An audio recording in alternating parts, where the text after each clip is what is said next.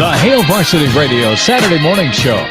Strap yourselves in. Here are your hosts, Chris Schmidt. Y'all don't even know he was a virgin until he's 28, and now, roll tide. And Mark Kraynak.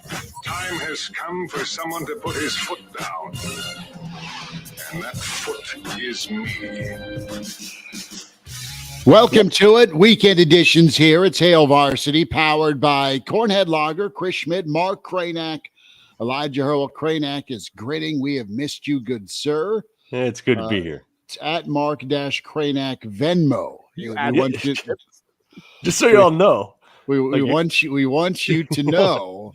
Mark-Kraynak Venmo. It's the NIL era, man. That's how you get down. At Herbel Essence is where you can find Elijah. I have not. I think that's probably also my Venmo. I haven't checked, but I think if you want to Venmo me, it's probably something similar. I have not checked if there's cash donations available on Elijah's Twitter, but that's where you can go follow and find. Look at Tuck, by the way.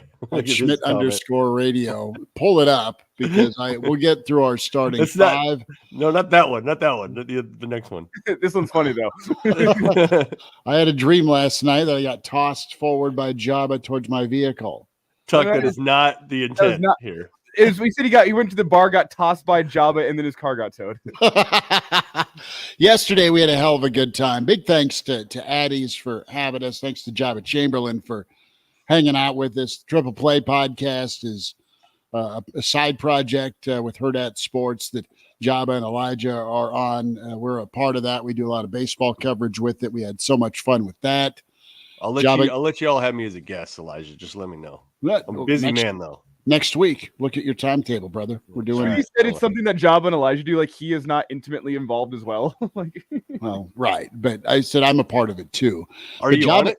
Yeah, I haven't listened. I haven't listened yet. I need to listen. I'm sorry. It's hilarious though, because somehow we got into a story about nipple piercing from Jabba, and away we went. Did you go Axl Rose at one point in your life? No, I got innies. It wouldn't work. It wouldn't work. It wouldn't work. Yeah, seriously. In all the years, Elijah looks puzzled. I didn't know that was a thing. Yeah, you can have any nipples. Yeah, absolutely. In all the years, I wouldn't show you, but it's not. No, we don't need to see. But yeah, it's not that kind of show. In all the years we've traveled together, and I've seen you shirtless, I've never noticed any nipples. It's good to know you weren't studying me like that. It's comforting, actually. My boy, don't use that term, studying. Good to know. It's actually reassuring. Well, there's a title. One of my friends from high school / college, big hippie kid, right? He was like 6'5". He looked like Jim Morrison for a time. He had hair like that. He decided to get his nipples pierced, and I was walking with him to class, and this was like 2 weeks after he did it or something, and it was -1,000 degrees. Oh no, just cold as hell. And as he's walking, he starts walking like that. He starts hunching forward.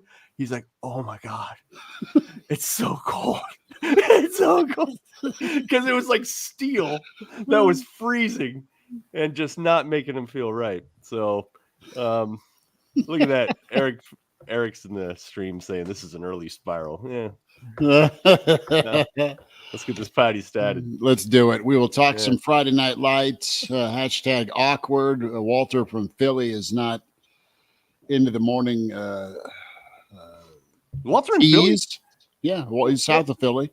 I didn't know that. Yeah. I enjoyed the chat, to be fair. I like that. It was crazy. But we got into parking horror stories. What's the most you've ever got punched for parking? Y'all paid 40? Is that right? Yeah, we were under a viaduct, and we had to be brought and escorted in just off. We're underneath the interstate, but just off the sidewalk, so we didn't get ticketed. Wow. Hey, I was free. I parked for free. You parked free, but you also parked in Gretna. So Crackhead Central, I think. Yeah. So Elijah's like, yeah, I'll take a ride to the car. So we're heading back from the station. from the Addies setup. But hey, awesome road shows will be up in Omaha next week as well. Excited for it, and we'll. Where are you going to be? We are probably going to be at Zipline, and then we're also a couple other options possibly as well. So we may split our times between what we're doing with the Triple Play podcast, and then also the Hail Varsity Monday through Friday. So that's pretty awesome. We're excited about that. Do you want to say we'll get to Friday Night Lights, the second round of June camps for Nebraska football? Just a really well-oiled machine for Nebraska with what they're trying to do in the month of June recruiting-wise. Really well-planned, well-organized, and they're doing their darndest to execute and get some more dudes for 2025. Started this conversation a little bit, didn't give it enough justice yesterday. But Kraynak, I want you to chew on teams that have the most to gain and most to lose in the Big Ten this upcoming season. Really good headline from The Athletic.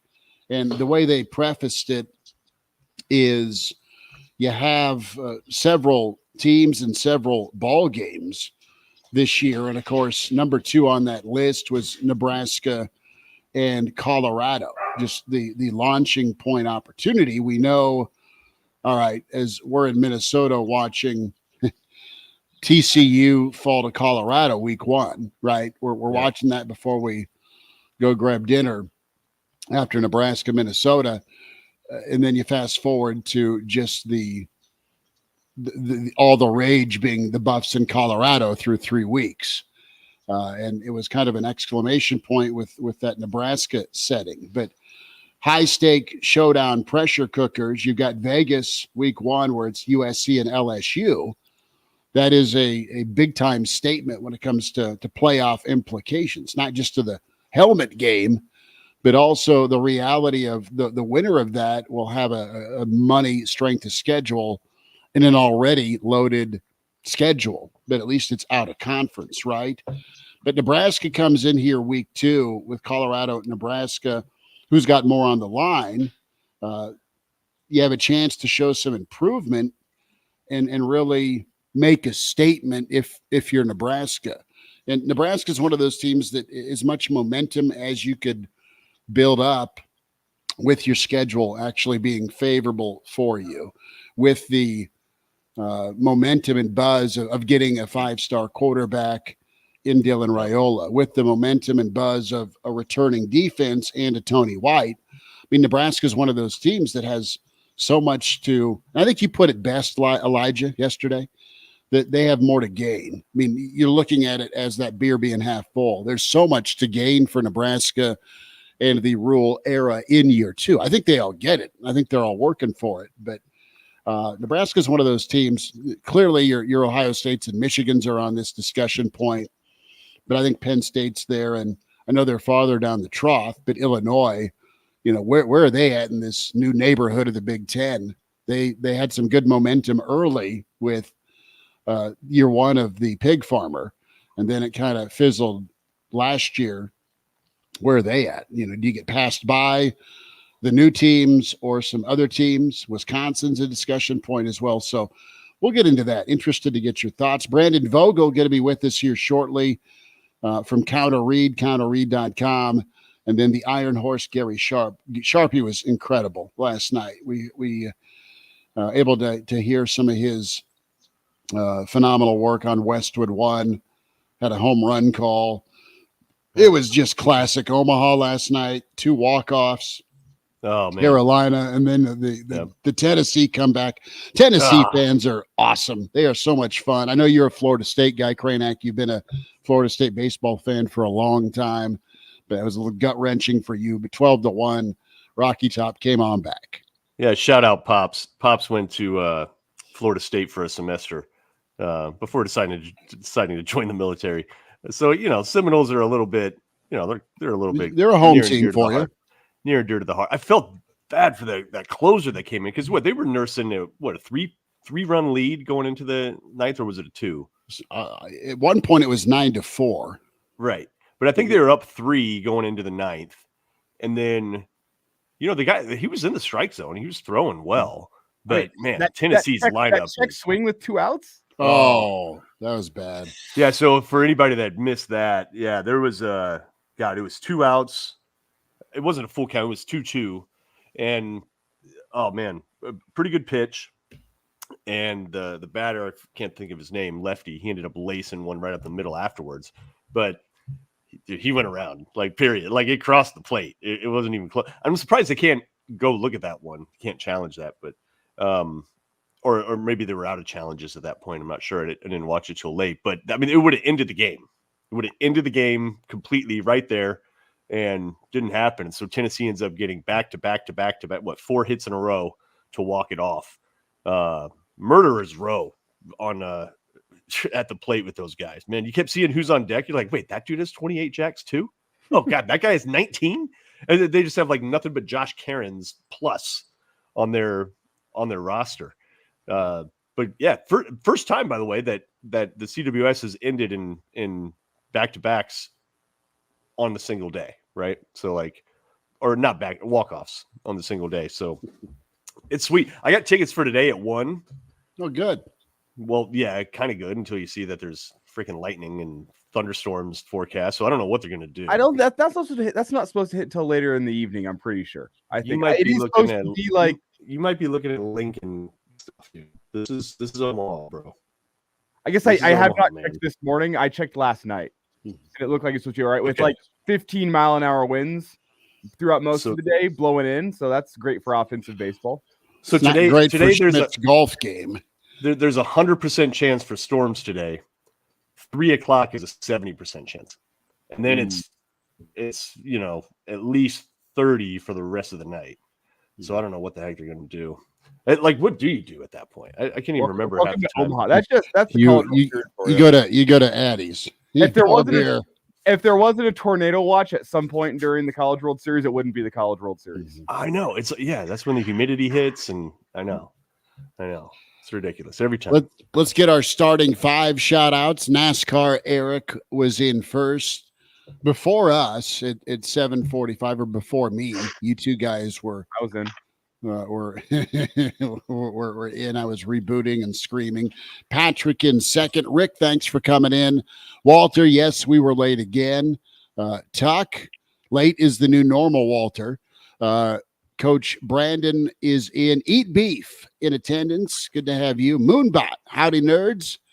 Good to have Brandon and Kevin in. Kevin, good to spend some time. Thanks for jumping in. I think Kevin was asking for a zip line this morning. I only wish. That'd be good. K Low 2204 is in. Kayla, good to have you. Ross is here. Likes Rutgers. 19 starters back, 11 seniors on defense. Hey, that's going to be a fun game in September. I think we got to start kind of with that with Brandon here. Yeah, honestly. I do. Yeah, and Justin is in, and Sal, good to have you, brother. Thanks for coming in. Folks, I will shut up. Good to have you. Cornhead, counterread.com. And let's you just call him a cornhead? Not right. I was trying Not to right. mix in Cornhead Lager, the sponsor, and because I'm thirsty. But we're talking most to gain, most to lose. Some of those teams that are on your radar, Vogues, for this 2024 Big Ten season. Where would you rank Nebraska as a team that might have in that most to lose / to gain category when you look at the entire league? Yeah, I mean, I think they would be near the top of the group of teams that I would consider have the most to gain.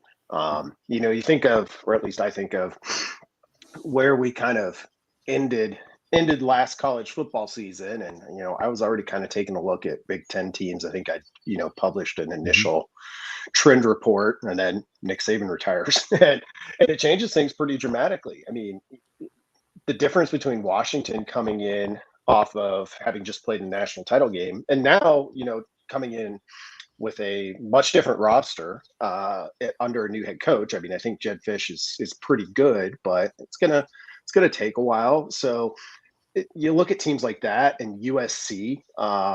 USC might be in my most to lose group because I think they're at a kind of a important time for the Lincoln Riley era. So those are a couple of teams where in January you would have put easily ahead of Nebraska. I mean, you still would put USC ahead of Nebraska, but they're teams now that Nebraska has the potential to, I think, at least draw level with, jump in some cases, at least based on for one season. You know, we'll see if they can stick there. So Nebraska ranks pretty high in terms of.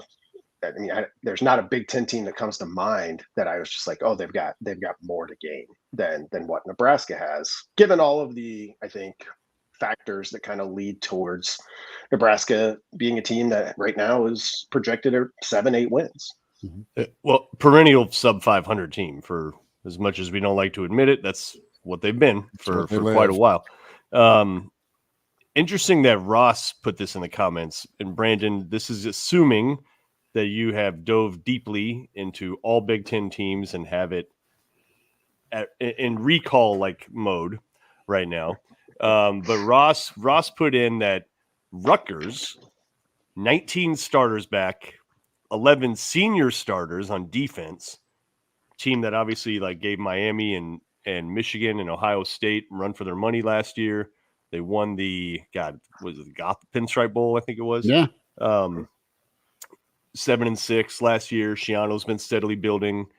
And then is it Kyle Monin guy? I can't even think of his name. I didn't watch much Rutgers last year, but I've seen him. But he led Big Ten in rushing, 1,200 plus yards. Thick, smaller, kind of like a classic Shiano type back. Total Jersey back. Yeah.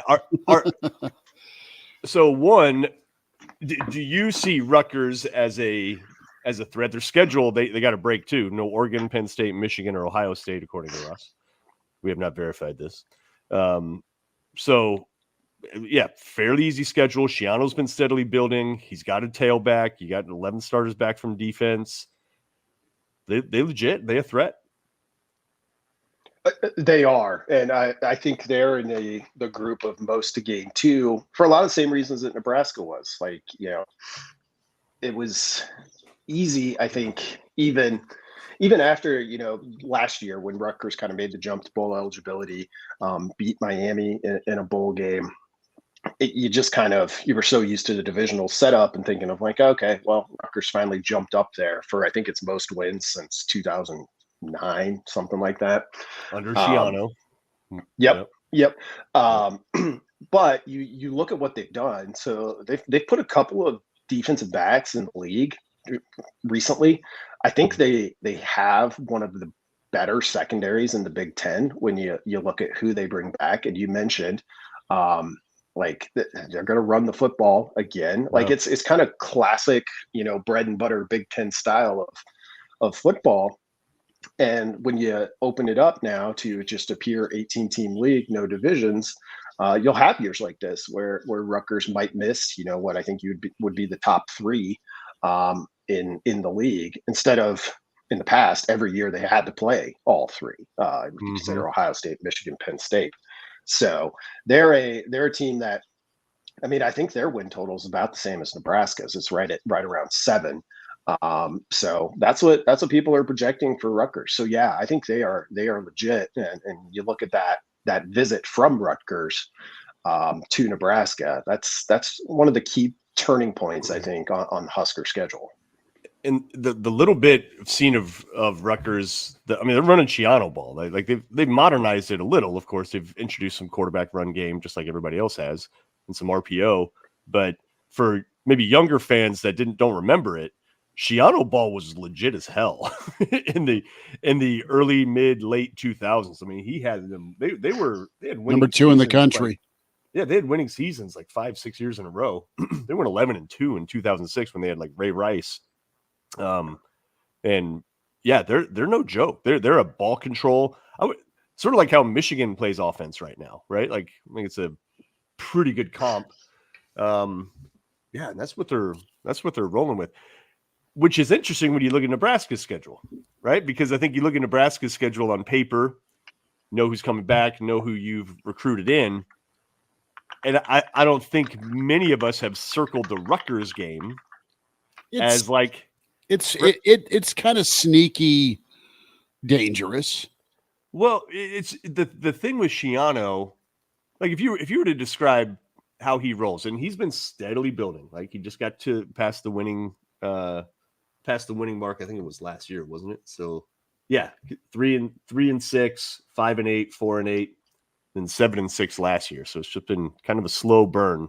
The issue with that game and with him having all those starters and all that coming back, it's just competent football, right? It's not going to beat themselves kind of situation. Good enough athletes. I love how you put it, Brandon, with Iowa in the past, where it's like it's the Big Ten's truth serum.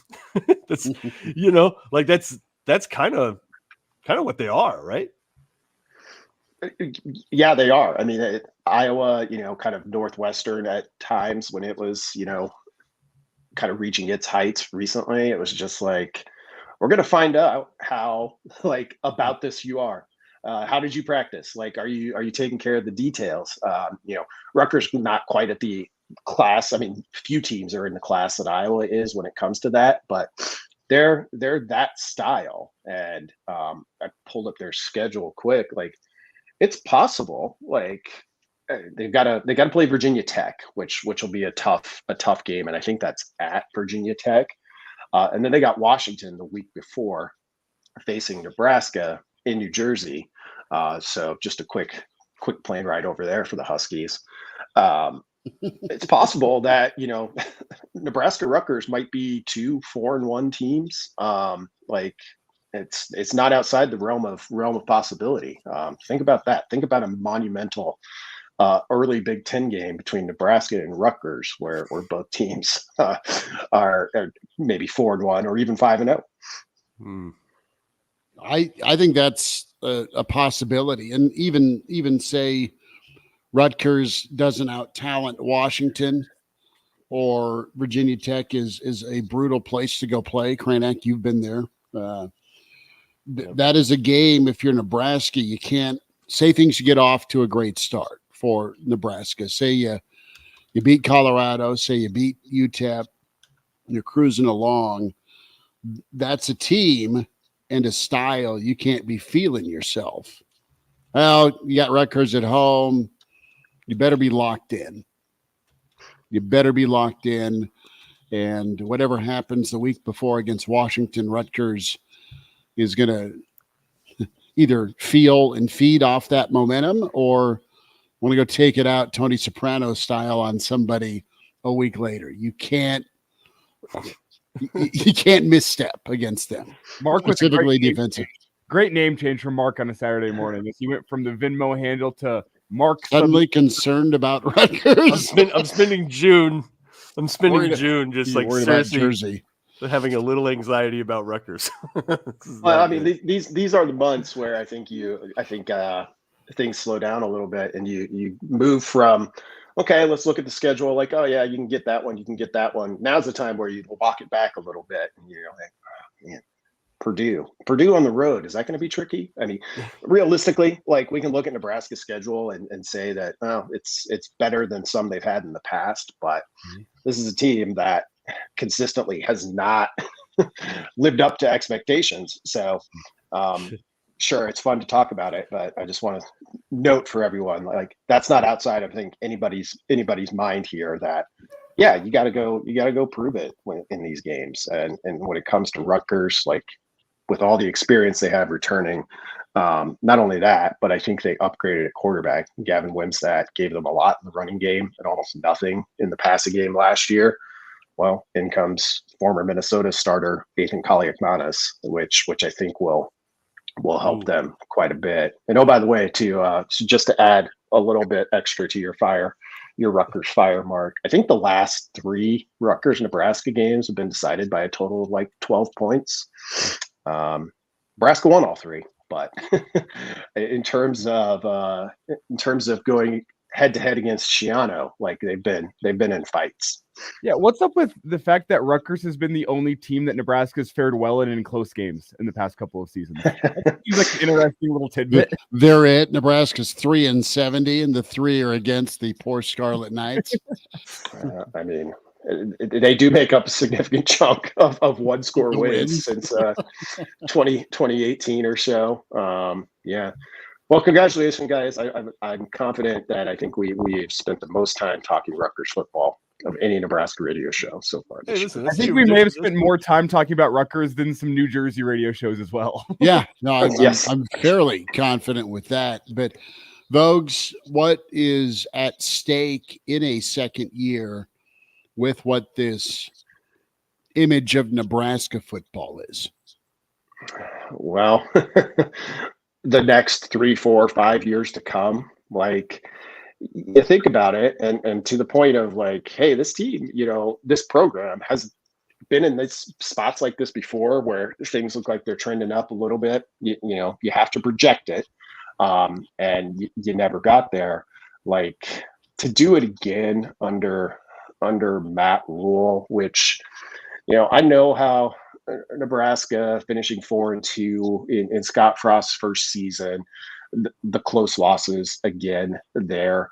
Like I think Matt Rule's 5-7 was a little bit more on the field proof for some of the offseason projections that we're seeing than maybe that season was, with the benefit of hindsight. So to come out and like if they don't go to a bowl game, like it's going to be, I think it's going to be years before Nebraska like is taken seriously again. Like it'll just be for the people who don't live and die with this program every day, who just drop in from nationally or from whatever program they follow. It'll just be like, oh yeah, you just put Nebraska back on the pile there. Yeah. They still haven't got it. So I mean, those are the stakes, or at least those are the emotional stakes. Like you can always have a bad year and come back and go 10-2, but I think in terms of perception, it's a pretty significant season. And Brendan, whenever I went through my list of teams with the most to lose in 2024 yesterday, I had Nebraska closer to 10 than I did to that top 5, because I think there are some teams in the Big Ten, as the Big Ten loses divisions, as it adds some teams to the West Coast. I think there's some teams that really have a lot to lose. My top 5, just for reference, was Michigan, Penn State, Iowa, Illinois, and Minnesota. That was my top 5 teams with the most to lose. Kind of want to get your thoughts, what your top 5 may be. You don't have to have a fully fleshed out top 5. I know we're putting you on the spot here just a little bit, but as I said, I think Nebraska has more to gain than to lose. More to gain than to lose.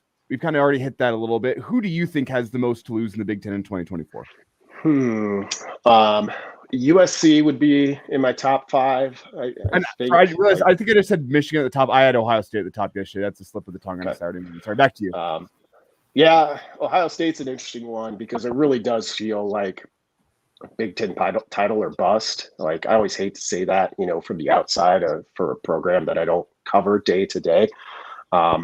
But I mean, you look at the investment they made in NIL and then going and swiping Chip Kelly, like Ohio State is not losing to Michigan again. And we already know that, it's dicier than the record would ever have you believe for Ryan Day with portions of that fan base. I mean, that's just how it goes when you win, like Ohio State tends to win. So I could get Ohio State. Ohio State wouldn't be at the top, but they'd be in my top 5. USC, I think Penn State, another team that potentially benefits from losing divisions, made a big OC hire, grabbing Andy Koldanecki from Kansas, which I think is a big time move. That defense was really, really good a year ago. Lost some guys, but they return a good amount of their key pieces. So this is, the conversation around Penn State has always been like, oh, if you had a 12-team playoff, like the Nittany Lions are consistently in that top 12, they're just not better than Ohio State, Michigan. So here you don't have to be better than Ohio State and Michigan to keep playing in the actual college football postseason. What if they don't get there? So those would be in there. I think Illinois is a good one. it's Wisconsin. Thank you. Wisconsin's an interesting one too. I don't quite know where the Badgers are going after year one of Luke Fickell. We know he's a good coach, but their 2023 season was just kind of opaque to me. I'm still not sure what to make of it. Patrick has deemed us the new Rutgers podcast. It all references and relates back to Nebraska. Kraynak, I want your thoughts on that gain-lose discussion. I think this is vital. I think Michigan is right up there. Yeah, it's beat Michigan or bust for Ohio State, get to the playoff. That's their task. Okay. Michigan, what semblance of a Harbaugh blueprint do you move forward with? How do you reload in a program that really built well and developed well? Does Michigan stay on the mountaintop, or do they tumble down in this national landscape? Nebraska's right up there for me because it's a launching point moment with this Rule era, the recruiting momentum, and the talent you can really accumulate. You can really deliver a payoff for future years with this year. I think Minnesota and Illinois, the loser of those two teams, the team that doesn't have the better season, I think, fades into this Big Ten expansion.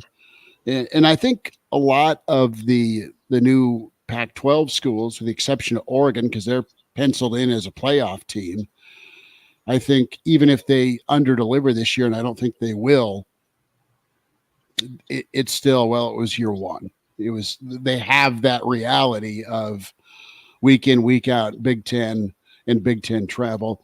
But I think it is a tipping point moment for USC, because I think there's a lot of rich people at SC that are, quite frankly, pissed they've underdelivered.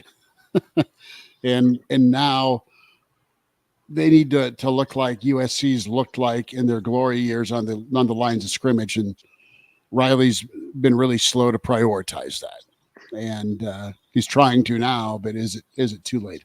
Wisconsin's there. I've just named half the damn Big Ten, but there's an interesting story with everybody in this new world. Kraynak, anybody you're circling? I always got my eye on teams that have new coaches, especially Michigan in this case with Sharon Moore. I always get concerned when the popular locker room pick gets the nod. I'm sure he's obviously a revered and respected guy. I love a good football guy at Michigan, right? But he's not he doesn't have head coaching experience, and you're following Harbaugh, who, for all of his weirdness, he runs a tight ship. He gets San Diego off the mat out of nowhere, turns them into something. Stanford, same deal. And then 49ers had them rolling for a while. Michigan, you saw what he just did. Those are tough acts to follow, right? Like he establishes a certain way of doing things, and you couple that with how many guys they lost to the draft. Man, it was significant amount of guys that have left the program. So I don't know, especially with the style of ball that they play. They're not going to outscore a lot of teams, if they don't have a suffocating defense, if they don't have a lights out offensive line and running back and quarterback who has led the nation, if not led the nation, was close in completion percentage. I don't know, man. I think they have a few holes. Now their floor is still high. Don't get me wrong. I'm not talking they're going to go 2-9 or 2-10 or anything, but I don't think 8-4 is out of the realm. I don't think 7-5 is, and that would be catastrophic in Ann Arbor. So I got them, and then UCLA too, just because I think they lost their roster quite a bit. Similar deal. They hired the locker room pick as the coach. Their NIL game isn't quite right. I think they could have a pretty rude awakening coming into the Big Ten, and things could fall off go off the tracks pretty quickly there. See, I still have a big question with Iowa. with the new offensive coordinator, do they look modernized at all? Because if you don't, and it's 7-5 and 8-4 for Iowa, which it's a big if, but divisionless Big Ten, I think probably hurts Iowa more than a lot of other teams because they were running through the Big Ten West and they were really built for the Big Ten West. As you have to go cross-divisional, I guess divisionless in the new Big Ten. Do you lose the fan base in Iowa City if you have a rough season with a less than modern offense going up against stronger opposition? I wonder a lot about what Kirk Ferentz's future is like in Iowa City if he doesn't have a good year this year. When you say modernized, you're talking, I mean, there's still the ability. They're the equivalent of wearing Gerbeau jeans. I mean, that's what they are. Their modernization is. They're comfortable. They can look good, but they're outdated. Yeah, they're modernizing into Gerbeau. Like it's. Vogues, you ever rock the Gerbeau? I did have a pair of those, in the 90s. Probably, I haven't checked recently what those are going on for on the vintage market, but I bet they're decently valuable. So I always went with the Tommy Hilfiger jeans versus the Gerbeau. Yeah. That was my vice. I used to feel bad for the kids that would show up in Guess jeans, boys with the red tag. Right. Yeah. Like, needed to be green. Yeah. Green was for the guys and red was for the girls. And like, you just be like, bro, you clearly, you just know you were almost there. You were almost there, but those are girl jeans. Yeah. It was tough. And right now, Elijah's like, what in the hell? What brands are you discussing here? I've heard of some of these before. Was it not Clockwork where death, taxes, former head coach, O Street, Gerbeau jeans? I mean, yeah, that's pretty much it. Every time you saw the guy. What? Little Zeke Averici, little Pepe. Something. I mean, it was full display. What are you guys talking about? A former head coach that won a national championship. Every time you'd see him on O Street, he was back. A good 5 to 6 years after Gerbeau had its run. Yes. Yeah. Mr. Frost would rock him. He would rock him. He would rock them. Pretty good. Pretty good. No, Walter, not gerbil jeans, Gerbeau. Girbaud. We are not talking about Richard Gere here. My goodness. Wow. Elijah's puzzled. Elijah is puzzled. We have by just all gone the way 90s too many track 90s references here. Elijah's like, can we please talk about Rutgers more? First time in my life I've ever said that. Who'd have thought we would have talked to fashion and actors when we're referencing the 90s on a football show and not gone. Well, it was about Iowa though, right? That's how we got into that's my fault. That's how we got into there. It's Iowa, they're not going to modernize as much as they might just like gain a few yards. Like that's really all we're talking about here. Well, Moonbot chimes in, love the 90s. Big Johnson t-shirts, co-ed naked. Don't forget the No Fear. I was going to say. The Big Dog. The Big Dog t-shirts. Pretty good. No Fear. Or how about the Shark Attack shirts? Remember the Shark Attack shirts? The ones that had slashes on the side with it looked like there was blood. Did Lagoons fade in the 90s? Or was that just my household when I finally started to get them on a regular basis versus the one pair you get for your birthday? No idea what that even is, man. That must have been, I don't know. Tell me about Lagoons. The shorts? Yeah. Nothing. Well, Brandon Vogel shaking his head. Did you have Lagoons or no? No, I only vaguely recalled them, and I was about in the same spot Mark was at, and I was like, I think they were shorts. This will be a shock to you guys, but access to the 90s designer clothes wasn't great in Hemingford, Nebraska. You weren't far from Denver. It wasn't far from Denver, but you can go there once a year, So were you more just kind of classic Levi's? Probably. I mean, yeah. Yeah. Mm-hmm. Vogues, what's coming up with Counter Reed, my friend? Elijah's face, dude, has just been killing me. He's just like, what? Well, I mean, now based on today, we're gonna have a power ranking of '90s denim brands. So that'll be ready to go for Monday. Now we'll have a recap Monday from big recruiting weekend for Nebraska. We'll see what shakes out there, and then kind of continue on this week. Looking at something in terms of defensively for Nebraska. I've been doing a series called the unknowables, which are like the assumptions you have to make about Nebraska, because you can't get a strong lean one way or the other.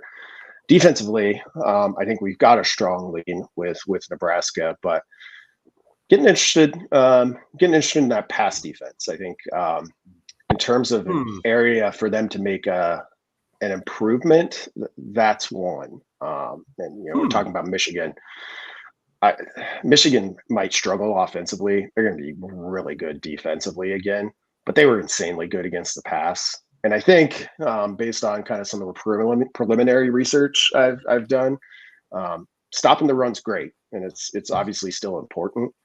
I think in today's football, like being elite against the pass probably matters a little bit more. So we'll see where Nebraska falls in as we kind of look towards 2024 and what that could be.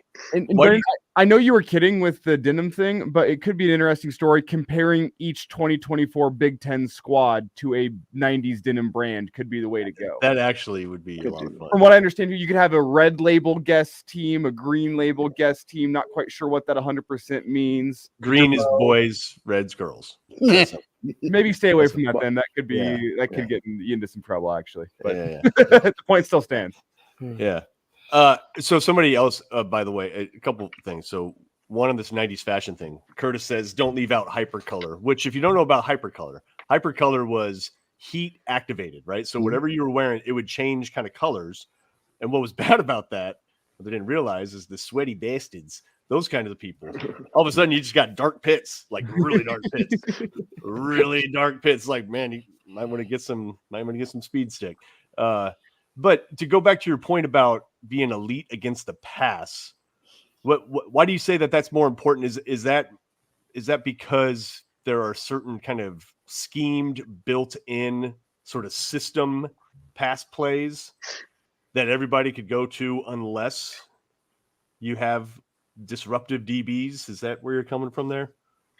Yeah, at a certain level, I think, and certainly at the top level of college football, like based on what gets teams to the playoffs, like that's kind of it. Do you have the DBs who can win one-on-one? I mean, I think broadly, just as college football, people throw the ball more than they did even 10 years ago, and they did more 10 years ago than they did 20 years ago. Et cetera, et cetera. And it's also like the big play piece of it. Like you just your average run play, if you want to talk about it in terms of like expected points added, is worth less than your average pass play. So if you can stop the pass plays, you're keeping, more potential points off the board every time you do. In Michigan last year, their defense finished the season with a negative expected points added on against the pass, meaning every time an opponent dropped back to pass, like they decreased their chances to score ever so slightly. It was pretty crazy. Vogues, how can folks get signed up? Tell us about what you and Aaron Sorensen are doing with Counter Read. Yep. So a lot of stuff like we were just talking about here over at Counter Read's twice weekly Substack newsletter.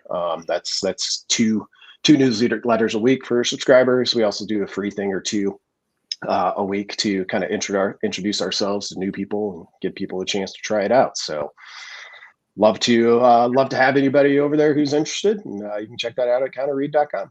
Vogues, appreciate you much. Great stuff this morning. Have a good weekend. Thanks, guys. Appreciate you too. Later. There he is, Brandon Vogel, the Iron Horse. Gary And, Sharp looks he is concerned. tagged. Are you concerned about Rutgers too? He looks concerned. He's concerned. How many walk-offs is he going to get to call today with Westwood 1? Gary Sharp, the Iron Horse. We might need to change that to walk-off King. Effing King. Sharpie, thanks for joining us, man. What time did you get to bed last night? Probably about midnight. Okay. You're able to wind down. All right. Wasn't bad. Not a bad first day of the College World Series. How did you handle that call last night where, and I forget his name, the lefty from Tennessee that checked his swing, but he Blake went. Burke. Yeah. He went. How'd you handle that? Because that was significant. Yeah. So, when you're where the radio booths are at the downtown Day Trader, you don't have a great view. Mm-hmm. But then I saw it on replay on ESPN. I mean, he went around, but how many times do you see a game end on a call? I know. On an appeal of a called third strike. Now, here's the situation. Link Jarrett, the head coach of Florida State, arguably was upset they were a strike away from surviving and moving on to the winner's bracket on Sunday night. He was more upset at the home plate umpire that he did not call it a strike, that he put it in the hands of a third base umpire who, again, very rarely do you see a game end on an appeal. So he was more upset at the home plate umpire who he thought he went around far enough that there would be no need for an appeal. The home plate umpire would just ring him up. So it changed the entire ball game, and Tennessee got a new life. And, it was just a weird game between two really good teams. Yeah. There were a lot of oddities early on in the game, but, man, Christian Moore is a dude. Hit for the cycle. He hit you guys have seen it, a 440-foot home run, straightaway center field that barely got off the ground. It was essentially a line drive that he hammered. And it's only the seventh home run that's gone into the batter's eye at that ballpark. And the only one that is close to that I remember, Pete Alonso hit one for Florida back in 2015. So it was a heck of a night. It was a great start to the College World Series, and we'll see what happens today with Kentucky and North Carolina State, and then tonight Texas A&M and Jack Caglione. Now, hey, so selfish question here, Gary, but you having the inside track. All right, Storms projected today, of course, because it's College World Series. Why do you have to bring that up? Well, because here's why. Because I got tickets for 1 o'clock. Oh, okay, that's why. What is the plan, if you know of any, from behind the scenes of being officially on the Westwood One radio broadcast affiliated with the NCAA? You would have this inside info. If anybody does, it would be you. What are they going to do? What are they going to do if afternoon storms hit? Are they going to try to get go to the ball today and just do it late? Are they going to push everything back and play 3 tomorrow? What are they going to do? Probably just Hail Marys. Probably just cancel the College World Series, Mark. Okay. I mean, I think you're good. I think you're good for the early game. Okay. I think the later games could be impacted. Okay. Now, thankfully, it as you know, you live here in Omaha. It stormed early this morning, so maybe it got out of the system. But I think the night game will be a little tricky. I think you're fine for the day game, so slap on some sunscreen. Yeah, for sure. Come on down. Bring a lot of money. It's cashless, by the way, and you'll have a good time. It's a very interesting game. I'll be very curious on how many Kentucky fans are here. If Big Blue Nation has shown up, this is the first time they've ever made it here, and they're a really good team. Yeah, I kind of thought that was their first year. I didn't know for sure, but can you name any notable Kentucky alumni? We were playing this game on the Triple Play podcast yesterday. Chris Schmidt, Job, and myself. I mean, we know the Tennessee alumni. We thought Peyton was going to be there. He was last night. Kentucky, NC State, notable alumni you think of that could be there? You go Eric Church, don't you? Scott Padgett. Yeah. I mean, Ashley Judd. Yeah. I mean, she could be here. It probably won't be. Maybe the governor of Kentucky, the governor of Florida was here yesterday. John Calipari. Not anymore. Well, okay. So Mark Pope, the new head coach of Kentucky, I believe was born in Omaha. Okay. Really? So he might be here. North Carolina State, you'd probably think of basketball. Maybe Sidney Lowe. Russell Wilson, wasn't he there? He was there. But I think more, Wisconsin a bit more. Yeah, I think people associate him with Wisconsin. Maybe he played baseball for North Carolina State. Maybe Harrison Beck. Yeah. Yeah. He's a North Carolina State guy. The throw god. Yes. I don't know. I think more people are interested in the people that will be here for the nightcap, including one athletic director at Texas A&M. You had a chance to say what's up to I've not seen him. The All-American? I know he's in town, and I know that he will be here tonight. He's got to be privately a little sad. He has to be. There's no way There's no way. He bounces from Nebraska, goes to A&M, and is feeling really good about his life. There's no way. I don't know what his situation is. I know that he's reached out to some friends in Nebraska coming back maybe to get together. I don't know. It's do they show they probably won't show him on the big screen just because it would be odd for the Nebraska people that are at the College World Series, their reaction, and then people that don't know the backstory going, whoa, what? That's not a good look. Why are some people booing that guy? Yeah. But I think even though Florida knocked out Nebraska, Florida might be a little bit of a fan favorite here. They're a fun team to watch, man. They're on a roll. They're playing at the best baseball at the right time of the year. Their biggest thing this year, I have a cousin that's a season ticket holder. And so he, it's not like I watched a lot of Florida baseball, but according to that whole situation, their staff started to come into play late. Like they struggled early, but they started to get some dudes, started to get a little depth, started to get a little confidence on the mound, and that's changed a little bit.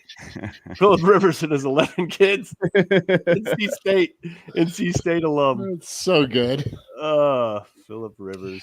Sharpie, let's talk a little ball. And, I need to fix his throwing motion. Awesome work, my friend, with Westwood. That's so good. Hey, thank you. But Tiffany and Phillip, thank you. Friday Night Lights. Who worked harder in their career, his wife or Phillip? in the NFL? I'm going to say Tiffany. Is it legitimately 11 kids like it is? Oh, yeah. Dude's got a minivan. Did she ever raise 11 kids on a torn ACL? Phillip Rivers played a playoff game on a torn ACL. That's all I know.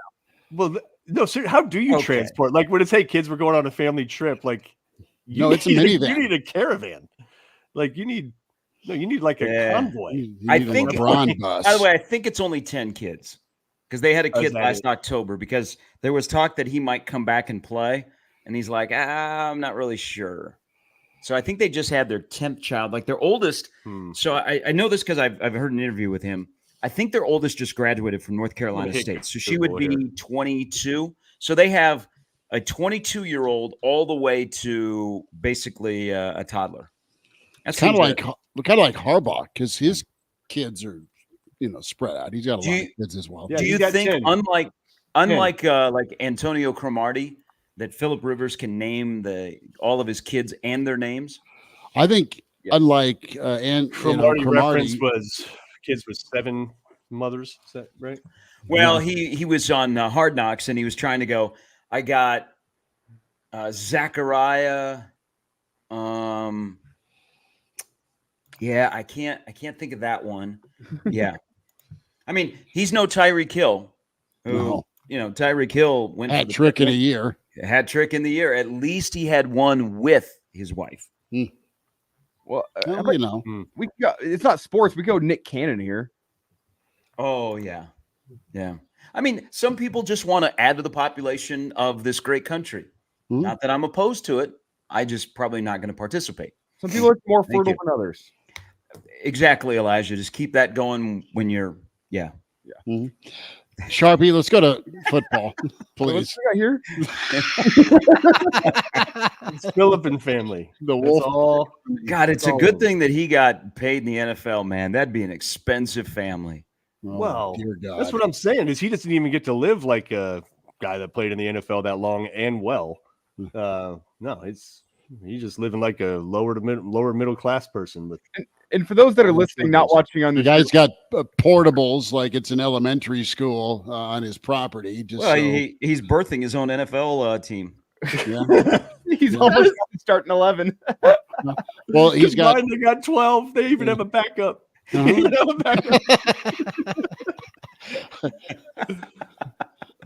Wow. Now, oh God, I didn't even realize this because there's so many humans here, but only 8 of these are. I was going to say we have an image of his family on the screen. It says in the caption, only 8 of whom are in the above image, circa 2017. Good on Phil, man. Good on him. You know what they say about people from Alabama? What do they say? There's lots of things they can say. They're from Alabama. Sharpie, Friday Night Lights. Huskers had another Raiola on hand. This time, Dayton, class of 2026. So here's a couple of things about him. One, he's left-handed. Yeah. And he has spent a lot of time around his older brother since his older brother arrived at Nebraska. So Dayton is actually kind of thrown to some of Nebraska's wide receivers. And he's around a lot of ball. And I don't know this because I've never seen Dayton in person in a game. Now I've seen him throw this spring, but there are some that will tell you that in terms of like the IQ and the potential, that Dayton could be better than Dylan.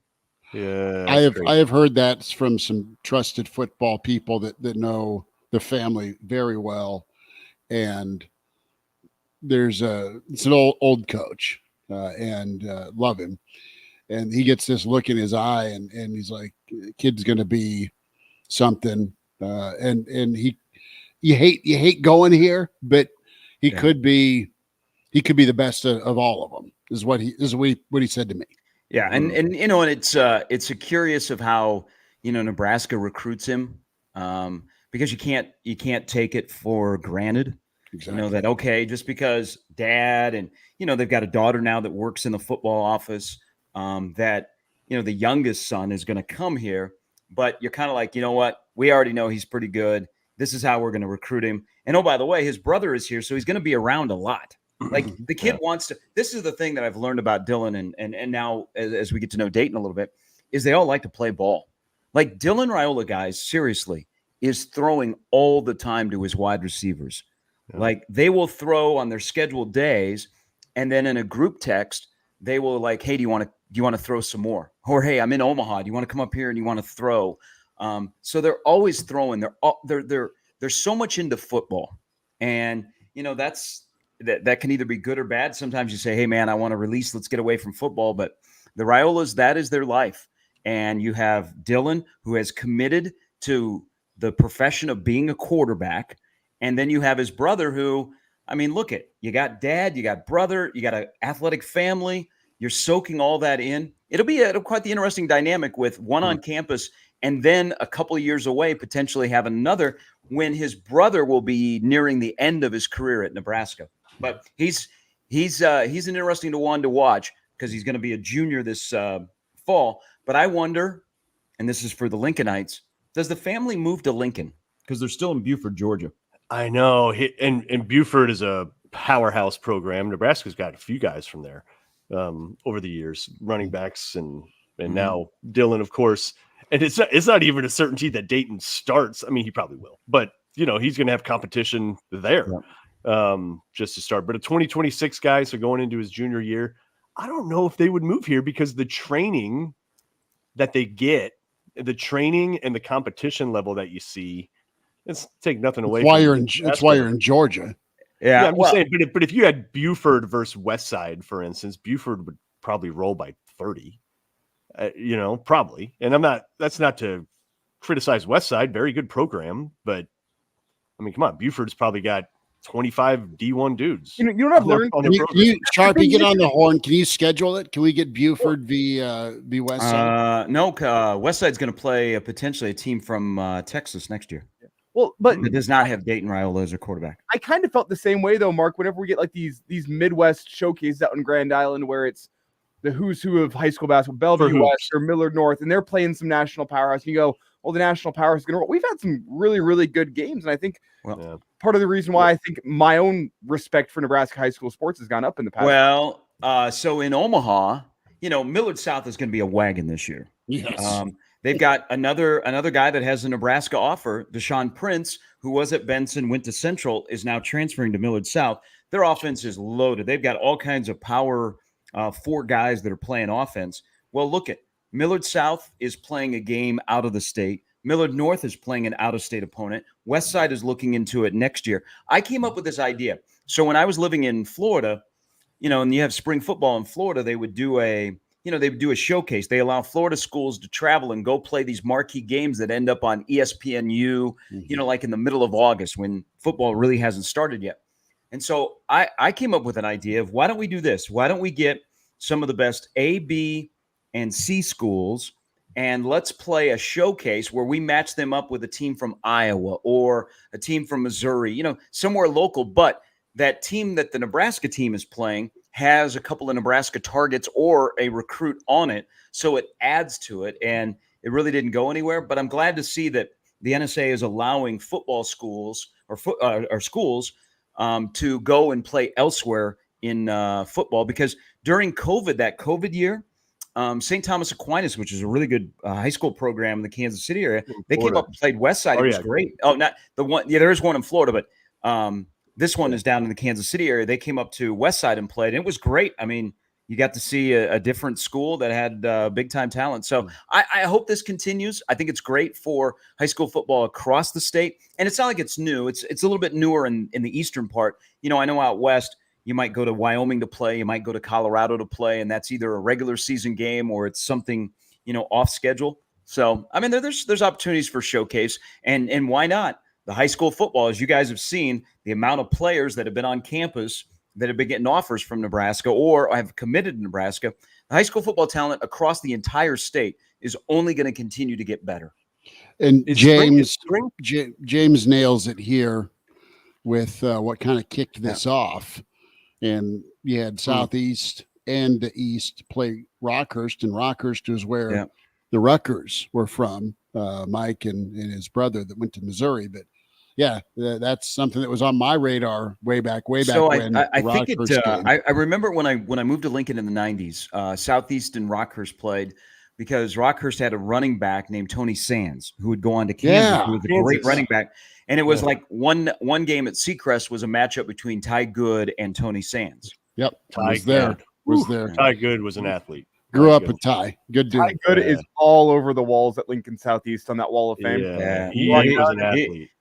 He was a dude. He Notre Dame. He hadn't had much interest in staying at Nebraska or staying in Nebraska, but he got a good chance to go to Notre Dame. But man, in high school, he was a dude. I mean, Southeast had that great run of where it was dude after dude after dude, whether they're playing football, basketball, or culminating with Alex Gordon playing baseball. Mm-hmm. Yeah. Mm-hmm. Sharpie. Chris Schmidt was there. Yeah, no. Are you on the wall? Not that wall. Bathroom wall. Marcus Schmidt, the Schmidt that is on the wall there. So I just talk about it as he reminds me every day. Well, they have the non-athletic notable alumni little wall by the front office. My GPA was not good enough to get on that wall. Can we have any more moments of shame during my high school career? It would be great if they actually labeled it non-athletic at the same time. I'm pretty sure Matthew Sweet and James Valentine are both on that wall. Yeah, incredible musicians. Yes, I knew James. Yeah, but Matthew Sweet before my time. But I don't think either of them probably had great GPAs. Who didn't? Either of those two. There's no way that they're Valentine's a smart kid. I tried to cheat off of him a lot. Oh wow! Okay, today I learned. If that just cemented Chris as not making the non-athletic wall of fame. This admission, it's almost like Pete Rose. It's not gonna happen. Not gonna happen. Moving along to some football. Sharpie, this is something we've been in discussion with. Most to gain, most to lose. Team with the most to gain this football season in the Big Ten. Team with the most to lose. The most to lose, I would say USC. Okay. Yeah. USC's win total is awful low.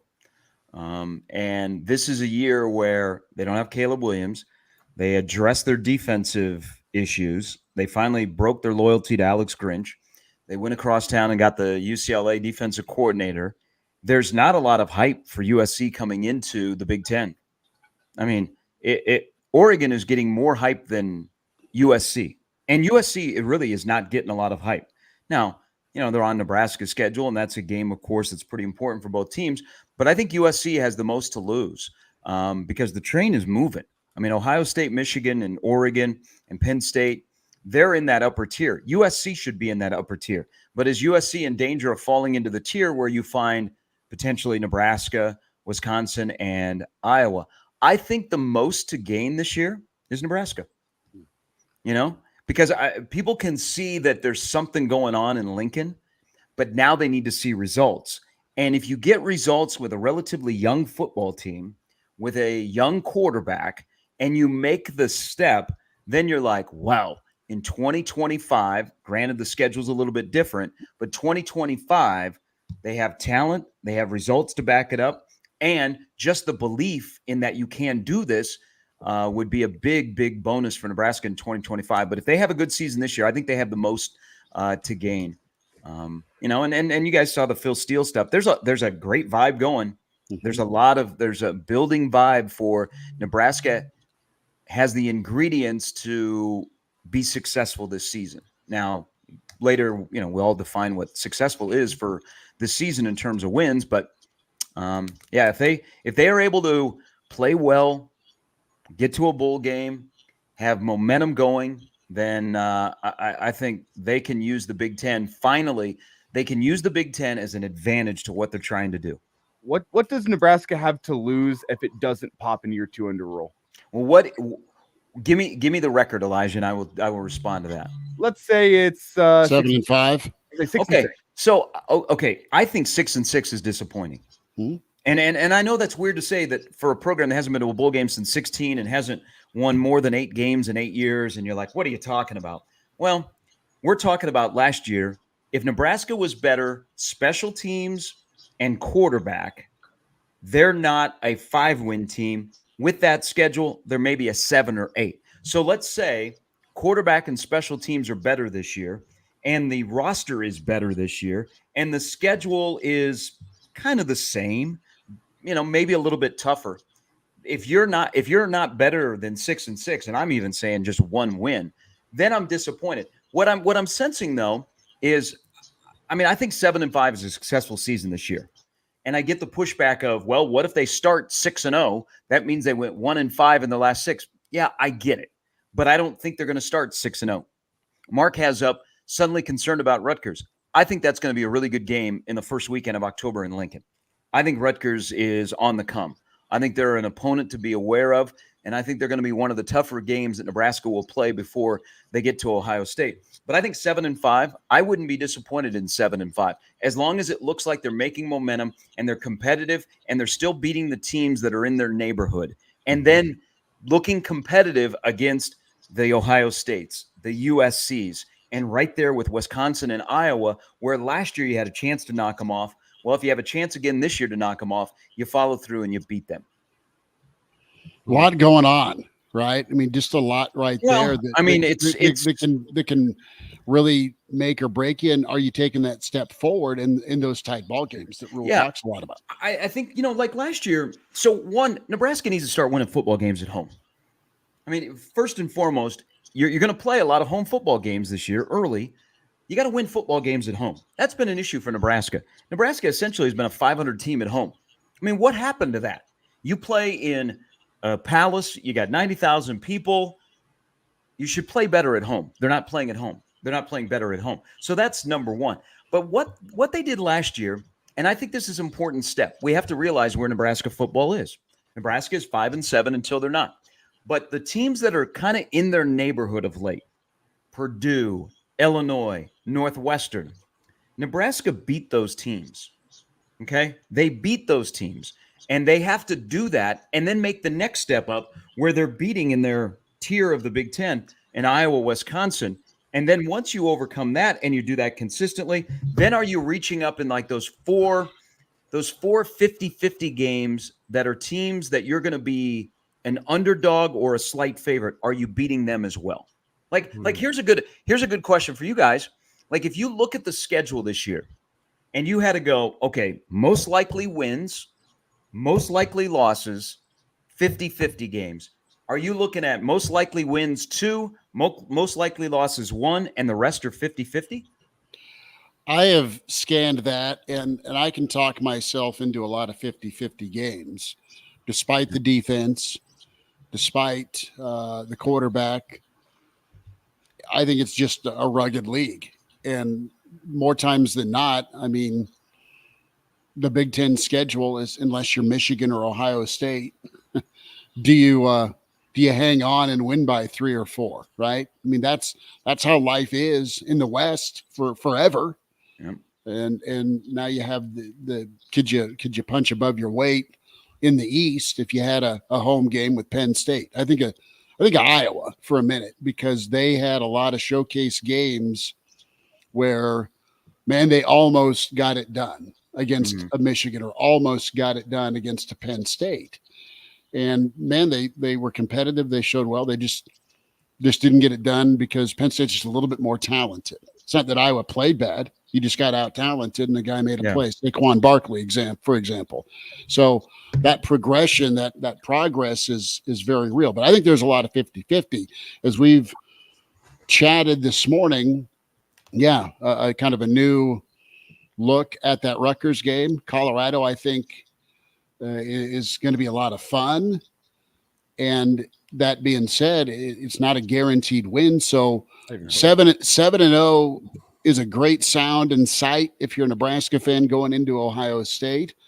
But are you possibly 5-2 with the Buffs, with Rutgers, just as a couple? So it's going to be fascinating to just see where the team starts, how they navigate, and then are they stronger and better by the time it's primetime Black Friday, Iowa? Yeah, I mean, and you want them to be playing their best football in November, and not when we wake up and when Nebraska plays UCLA in that first weekend in November to go, man, that looks like the exact same team that played on the last Saturday of September against Purdue. Mm-hmm. You know, you want to see them at the end of the year getting better, and that's where depth comes into play. I think another thing, guys, that when you start to factor in this upcoming season, and especially on one side of the ball, you know, Nebraska had some injuries, some key injuries last year, and they just were not built where they had depth to overcome some of those injuries. Now, running back, we got to see the emergence of Emmett Johnson, but they lost 2 guys that were supposed to, have a brunt of the carries, run the ball. They lost a wide receiver. This year, can they stay healthy where we don't have to worry about the 4th string running back? We're still just talking about 1 and 2. I mean, it's a lot of what did you learn last year that's going to benefit you this year, and then use that for what happens in 2025. I've been saying this for a while. I think Nebraska will be successful in 2024, but to me, not even looking at the schedule in 2025, 2024 sets up 2025. You build for success, because even though a couple of your better players, this will be their last year of eligibility, for the most part, this is a young football program. And there will be guys next year that'll be their 3rd year in the program. And if they're coming off the year that we expect this year, they have a little taste on the lips of what success looks like and what the process was to get there. Now get there to the next step. Gary, speaking of guys that are entering their last year of eligibility, we talked yesterday about the defensive line sack totals. Does Nebraska have a double-digit sack guy? Does Nebraska have 2 double-digit sack guys? I don't think so. Schmidt thinks maybe. But with Nash and Ty, what does a healthy season look like for them? Healthy in the figurative, not literal sense. I would say a combined 15 sacks. Okay. Yeah. I early on, guys, I think Nebraska, and by the way, Phil Steele has Nebraska's defensive line as the 5th best. Nebraska's cooking with peanut oil. If they get to a point here sooner than later, if you can have a preseason ranking where their front 7 on defense is in the top 10, because look at Oregon, Ohio State, Michigan. Those are 3 programs that have their front 7 that are in the top 10 in all of college football. But early on, I think they need the defensive line to be really good to allow the back end to grow up a bit. And so those guys can wreak havoc. Now, I'm going to throw another guy in there. You remember Northwestern last year and a guy named James Williams? I was literally just thinking that. Yes, sir. Okay. Yes, sir. Keep an eye on him, because they are extremely high on him for this upcoming season. He's your classic pass rusher build. I mean, he's got his wingspan's 40 feet. He's ridiculous. Like he's got something stupid like size 16 shoes. Like they legitimately looked at him, and he did a great interview with our friends at Hurrdat the Boys Down Bad Pod, where they talked about Nebraska coaches looked at his measurables and said, "Son, we think you have NFL measurables." Yeah. Well, and here's what I like about Nebraska's defense and specifically the pass rush. It feels like you have all the layers that you need, right? So one, you got Tony White, who's super creative and is going to bring guys from anywhere. You have your classic, Hutmacher's only going to get quicker. He got way quicker last year than he was the year before. He was a couple inches away from having way more sacks, right? Like, how many times did you see a quarterback just barely spin out of his grasp? You got Ty Robinson. So you have those big guys that can rush up the middle and get stuff done. You got Uman Yellen, who just he pass rushes unlike really anybody I've seen in Nebraska uniform. Like, he's got these weird spin moves. He like jukes people out. He's a super creative pass rusher. You got Lenhart, who's kind of a classic. You got Williams, who you just spoke of. Well, Jamari Butler. Where's Jamari? Where's Jamari's? I haven't gotten to him yet. Right? Like, So I'll give you a thing. So that defensive line is well coached. Okay. Terrence Knighton his stock is rising. And it's not just, here's one thing they're doing differently on the defensive line when it comes to rushing the passer, is they don't just say you're athletically gifted, go get the quarterback. Okay. They're teaching them techniques to get to the quarterback that goes in with their strength. But here's a sign of that defensive line, how much they've grown. And this ties into the discussion about Jamari Butler. Do you know who runs the defensive line room? It's not Terrence Knighton. It's Jamari Butler. Yeah. They let Jamari Butler run the defensive line room to get guys in line to kind of run their summer workouts because they trust him. They realize the potential that he has. They don't say much about Prince Will because they go, all you got to do is watch football. You know where that guy's coming from. They've made a huge stride. I think if you look at what you inherited to where you are now, it's a hell of a job by Terrence Knighton. And they've done a good job in recruiting, but most importantly, developing guys on and off the field because dudes look different on the defensive line. They are a little bit sleeker. They look like they're faster, and they need to get faster. That's one of the things they addressed on the defensive line is, we can overpower guys, but if we're going to rush the passer, i.e. a Williams, we got to get faster. And I think they've accomplished that in the offseason. Gary Sharp with this Iron Horse walk-off. Thing. So let me throw this to you three. I brought this up on my show yesterday. What would you rather have if you're saying, okay, our football program, for us to make the next step, we have to be better with the 5 that protect the quarterback, or would you rather have the 4 plus 3 that rush the quarterback? You're either going your 5 offensive linemen or your front 7. If you can be good or elite at not both, but both, you'd love it. But if you can only be elite at one, what gives you the best chance to win in the Big Ten right now? And I'll throw this little caveat there. If you haven't looked at the recruiting rankings, there are some really, really good defensive line and linebacker coaches and recruiters in this league. I don't want to lead you into that. If we're saying Big Ten, I think Iowa has proven that front 7 can win you games in the Big Ten. Okay. Iowa's front 7 is always salty, like always. And I'm gonna go O-line because you're going up against killer squads in that front 7. Be able to fend them off on offense. And usually I'm a defensive guy. I go with the front 7 because of the havoc, and we've seen turnover issues for Nebraska.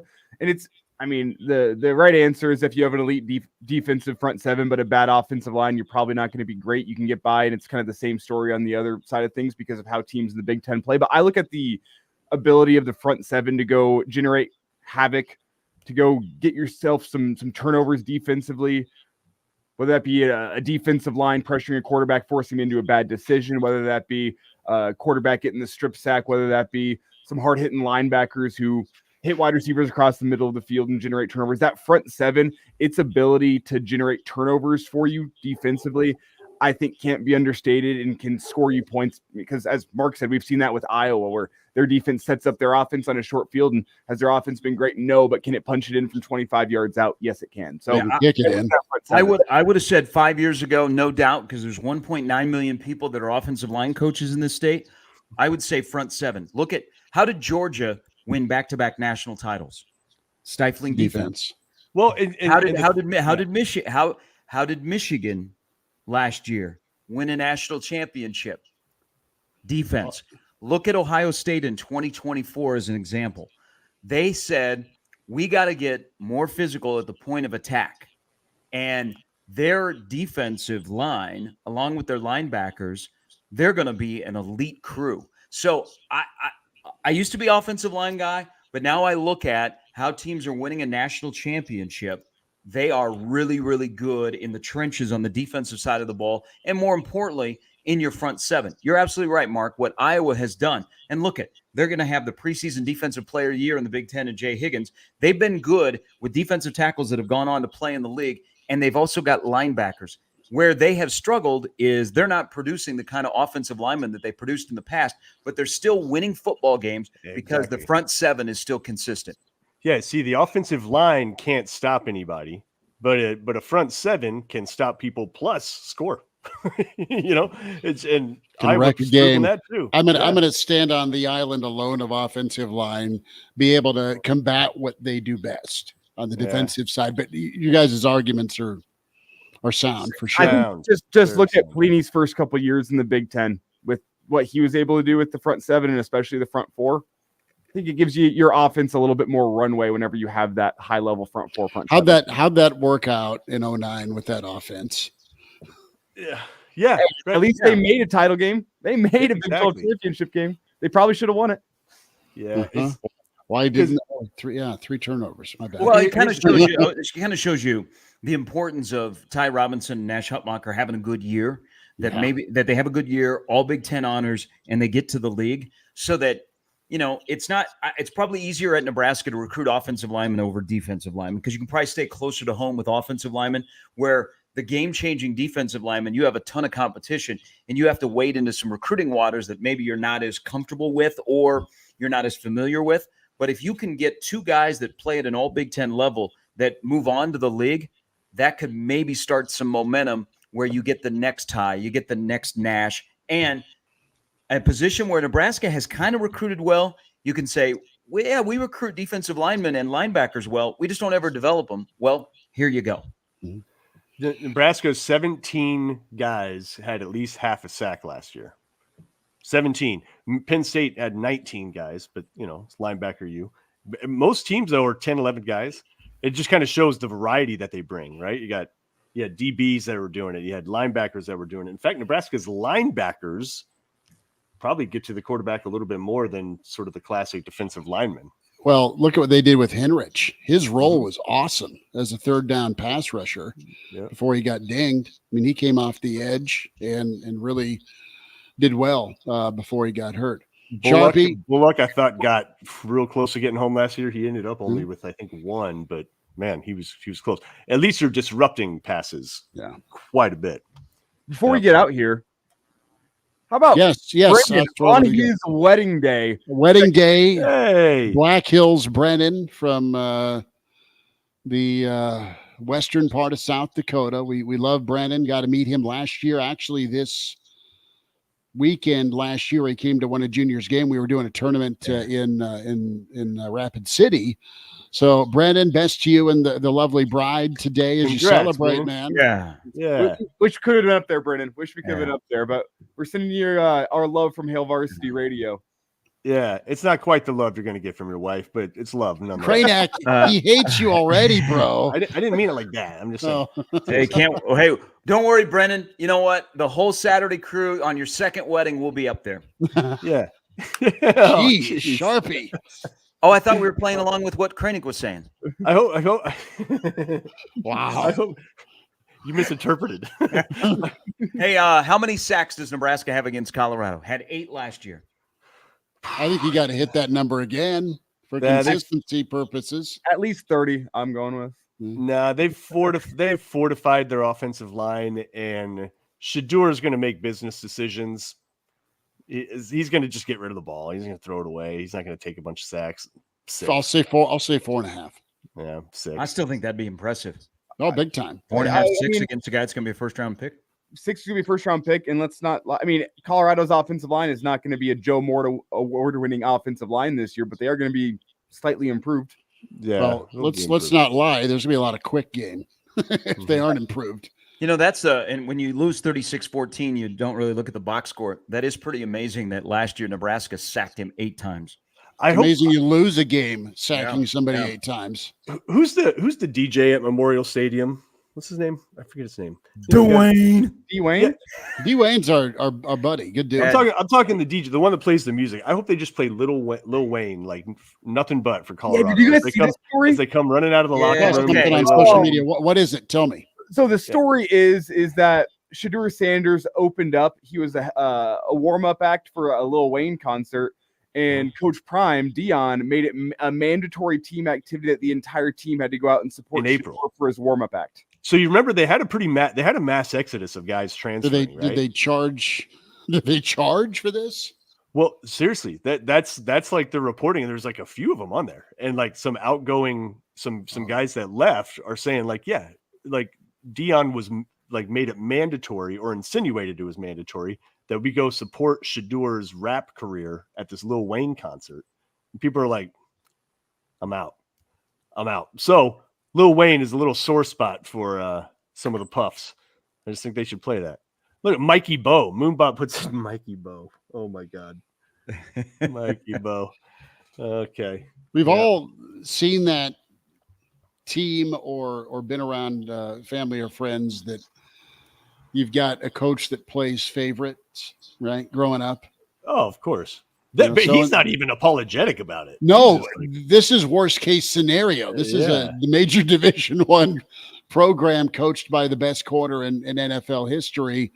And this is just a nightmare for everybody else where you got to kiss the coach's kid's ass. Well, it's the ultimate like oh my God, travel baseball team. You have the it's times 10.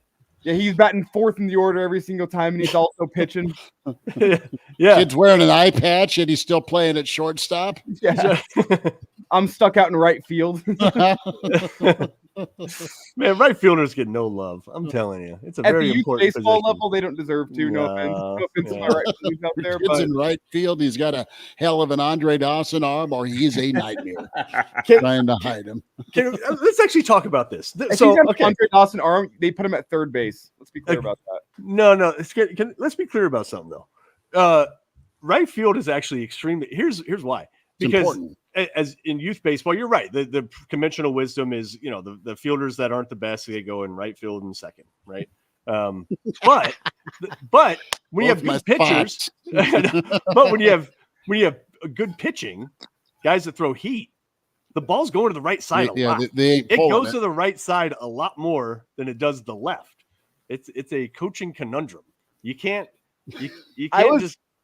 I was umpiring a youth baseball game the other night, and one team only had 8 players. So to start the game, they threw a player from the other team into right field to start the game. Let it be known. They're like, he's playing for the other team. We're going to throw him in right. It won't matter out there. Just pull the Machado shift, man. That's all you got to do. Just bring someone to the short porch, Too bad he couldn't call Phillip Rivers. No, that's right. He's got an entire baseball team. Yeah. I mean, and he's got a bullpen. Plus bullpen. Well, he's got a basketball game. He can play 5-on-5. He doesn't need to invite anybody from the neighborhood. Speaking of baseball, not to make anybody jealous, let me make you jealous.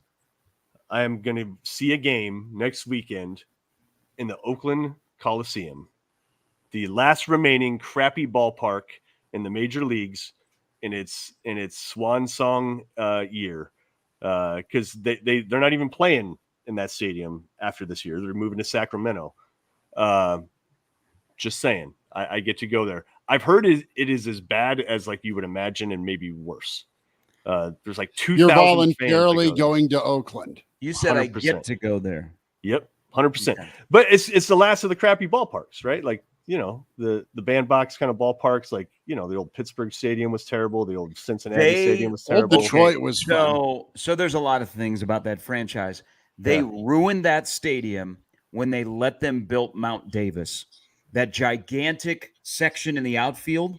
Oh, because before that existed, they had a beautiful view out beyond center field. And they put up that monstrosity for the Raiders, and it destroyed that stadium. Yeah. Yeah. And they do not. So who watches a lot of A's baseball? Not many. That stadium's hilarious. Like the foul territory. It's a football field. You can play. Yeah. You can play football Literally. in foul territory on both sides. Their bullpen is still there. It's in like the foul territory. They don't have. So they're warming up on the side. And they have sewage that comes up into the dugout. That is awful. Perfect. But it's too bad because when the A's were playing well, they have such a fun fan base that they would have, people in the outfield would have drums, and it was chants, and it was like going to a baseball game in Japan or in Latin America. Yeah. And they had fun, and the A's were actually playing pretty well and had some good players. And man, it just sucks to see that franchise get taken down by a crappy owner who has no investment in the community and won't work with the community to at least listen about, hey, can we do this? Maybe this would be a good site. Instead, chases after money. And you know what? The only team that'll ever sell out in Vegas that plays baseball, the Savannah Bananas. Yeah, that's a good point. I believe that the A's will never make it to Vegas. They're already looking. They haven't even started to build the stadium, and they're already talking about, do they have to play all their games in Vegas? Where would you send them, Sharpie? Would you send them to Nashville? Omaha. Downtown Omaha, 1200 Mike Fahey Street. Kick out the College World Series. Bring in a major league team. We're set. 5 years ago this week, we had a major league game here. Yes, we did. But enjoy your trip to Oakland. It's the Bay Area. Which it's, by the way, it's hilarious. Have you seen the Oakland airport? Did you see what they did? Like Oakland's just reeling, right? They're just trying to save anything. Everybody keeps leaving. Oakland has lost. It's unfortunate because Oakland has lost the Warriors, the Raiders, and now they're going to lose the A's. And so they just renamed their airport the San Francisco Bay Area Airport at Oakland or something like that. And of course, SFO, the real big airport right there, is so pissed. They're like, but they officially renamed it as the San Francisco Bay Area Oakland International Airport. So they should rename the Lincoln Airport. You can fly here for the CWS too. Right. Oh, no. You Lincolnites have figured this out. So it's expensive to come to the College World Series for outsiders. Hotel rooms, and there aren't as many hotels that have the price of the room up on the marquee. And if they do, they've gone up by about $100 for the College World Series. I have been told that the Lincoln Airport and the Lincoln hotels and rental car agencies have jacked up their rates.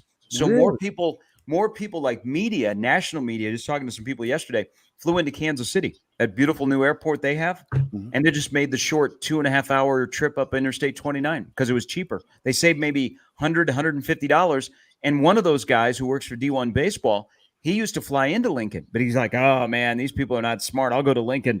45 minutes later, I'm in downtown Omaha. He looked at the prices and he's like, oh, they're on to the College World Series fleecing. Hey, Des Moines is always an option too. Did that for the Colorado game in 2019. It was a hell of a lot cheaper. A lot cheaper from Des Moines. I mean, it's, pain in the ass drive, obviously. Well, and our airport here is torn up. Yeah. Well, right. It's getting upgraded. Always torn up. Well, it's getting upgraded though. It's getting upgraded. I know. They might have a bar. Yep. Cracky McGee's. I don't know if it's going to survive. We'll find out. If Kraynak, you and I, with all the trips we do, we help the airport beer industry survive and thrive. It keeps anxiety low, supports American farmers, does all kinds of things. Hey, what do you think? Quick one here, because I know everybody's got to get out of here and I got to go to work. What do you think will be the most attended road game by Nebraska fans this year? USC? Iowa. A night game on Black Friday? Yeah, Black Friday makes a lot of sense for folks because you can enjoy your Thanksgiving. Get up. It's harder to get in. It's harder to get into that stadium though than it is USC. It's a lot easier to get into the USC stadium. How many folks, if you start the way you want to start as a Nebraska fan, bite the bullet and go to Columbus? I don't know, man. I've had too many bad experiences That's watching what I'm Nebraska saying. football there. Yeah, I think that's the only issue with of justifying that. It's like, what's your win probability? Like 4% or something? It's just kind of like, do I want to do that? Do I want to spend a bunch of money to go be sad? That's kind of the question you have to ask yourself. There's too many times I've been in Columbus that I'm like, hey, I can't wait to watch the band at halftime. And by the time I get to halftime, I'm ticked off. And I'm like, this is garbage. Mark, you asked the question, do you want to spend a lot of money to go be sad? People do that at the strip club every weekend. On that note, tip your waiters, try the veal. Hey, good thing DJ Diesel's coming to town. I'm working on that. What is going on with the Royal Grove? They booked Steve Aoki, too. Yeah, Hey. Steve Aoki. They got Shaq coming to come DJ. Like, That's where I met my wife. Really? Amateur night, Wednesday nights. It was great. She was always winning Wednesdays. Yeah. I don't know what's going on with the Royal Grove, but they have booked some big time guests. That's not no free shout outs, but I remember looking at this the other day and being like, what the hell is going on over there? Hey, Schmidt, you would know because I don't live in Lincoln anymore. They do have amateur night on Wednesdays still. I haven't been in a while, and I don't really ask her about her second job, Gary. We don't. Okay. So, by the way, if you ever wanted to hang out with the Nebraska football but thank team you for the insinuation. If you ever wanted to hang out with the Nebraska football team in the 90s when things were rolling, Wednesday. and you wondered how they prepared for the upcoming game, just go to the Royal Grove on Wednesday nights and stand in the upper. They had the upper level. Yeah, just stand up there, and you never know what quarterback, running back, defensive lineman, or linebacker you might be standing next to. That place was sticky.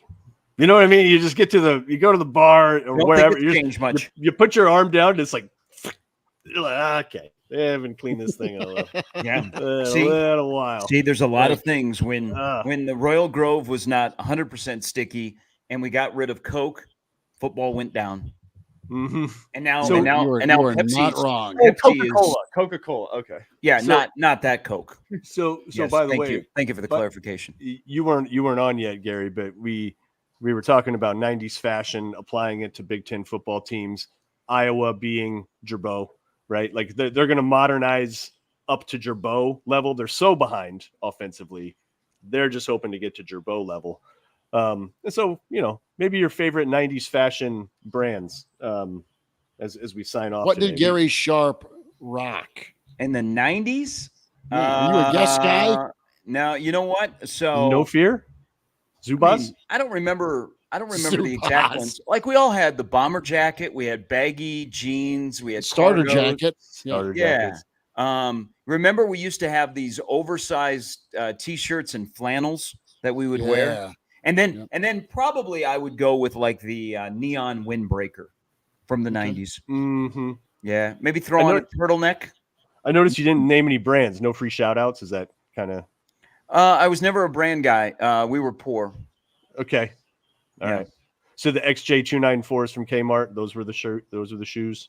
Who do you play for? Pony, Kangaroo. Now Pony, yes. Kangaroo, yeah. Kangaroos were cool because Walter Payton wore them. I know. You know what? As a tribute to this conversation, maybe I'll throw on some denim shorts and go to the College World Series today. Put them on. Just jean short magic. Sharpie, have a good call today, man. We appreciate you for giving us some time. Hey, thank you. As always, this is a lot of fun. What are we, 11 Saturdays away? That's right, 78 days. We are Phillip Rivers children away from Nebraska football. Yeah, and we'll see. I think maybe Nebraska gets maybe Nebraska has some success and gets a commitment out of this weekend. Yep. Maybe a West Side commitment or no? I don't know. I think he's still got a trip to Oklahoma. Mm-hmm. I don't know. I mean, I think probably next weekend is maybe when you'll start to see a couple of more dominoes fall. Sure. But boy, they are. I hat tip to them. They are aggressive in the month of June. They're good. Gary, give us some more walk-offs today. What'd you say? Give us some more walk-offs today. I will try. Thank you. I think Florida, Texas A&M could be one of those. All right. Gary, be good. We'll holler next Saturday, buddy. Appreciate Thank you guys. As always, appreciate it. Love you. There is walk-off Sharpie, the Iron Horse, Gary Sharp, Mark Kraynak, Elijah Herbel, Chris Schmidt. Subscribe to the Hail Varsity YouTube channel. It's free. Make sure you like the page. Hail Varsity Radio, Twitter at HVarsity Radio, Spotify, iTunes, Google Play, good, bad, or ugly. Give us feedback and a rating. We'd appreciate that for the audio portion of the podcast. Guys, have yourself a week. We'll check in again. Thanks for tuning in to Hail Varsity, the weekend edition.